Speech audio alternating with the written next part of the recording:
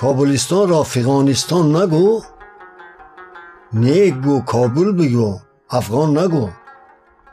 زان که در تاریخ نامش کابل است، هم ردیف بابل است و زابل است.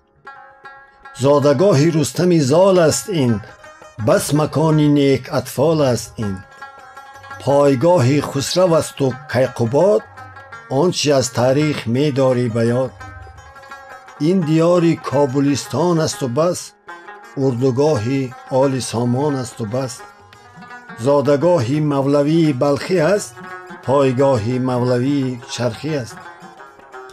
نیک اندیش ای اخی، این کابل است، سرزمین همجوار زابل است. کابلستان را افغانستان نگو، کابلستان گو ولی افغان نگو. شد کهندیجش کندوز بس نبود، بعد قتل عام چنگیز کس نبود. تیموری لنگش افغانستان نمود، قتل عام دیگر احسان نمود. گشت اکنون بود دیانش با میان، بی نشان شد تخت و ایوان کیان. تا کنون مردم فداری می شوند، در غریبی ها مزاری می شوند. شد زمانه دیگر و ما دیگریم، گرچه اهل یک وطن یک مادریم.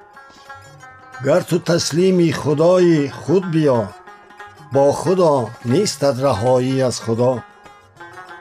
کابلستان کابلستان باش و بس، سرزمین نور و ایمان باش و بس. گر فغان طفل بر گوشش رسد، یاد آرد طفل خود آنکه کس است. ناله و افغان مادر نشنود، آنکه با اهریمنان هم خو شود. کینه و تفریق اندازی بس است، در که معنی داند این را که کس است. چون بدان خالق یک تا یک است، آدمی با آدمی هم مسلک است.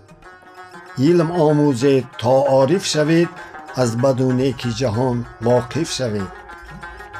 یک دل و یک جان شوید ای دوستان، تا که گردد میهنت کابلستان. کابلستان را افغانستان نگو، نیک گو کابل بگو افغان نگو. می سزد قبل از هزاری رودکی، آورم پند و شیاری رودکی. هر که ناموخت از گذشته روزگار، نیز ناموزد ز هیچ آموزگار. جامی هیراتی گفتا این چنین، مثنوی معنوی را برگزین. مثنوی معنوی مولوی، هست قرآن در زبان پهلوی.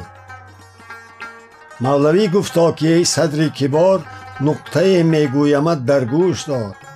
حرف بد را بر لب آوردن خطاست، کافر و مؤمن همه خلق خداست. مختلفند قوم ها ما آدمیم، در ره تقدیر یک جان و تنیم. کابلستان را افغانستان نگو، هرچی میگویی فقط افغان نگو.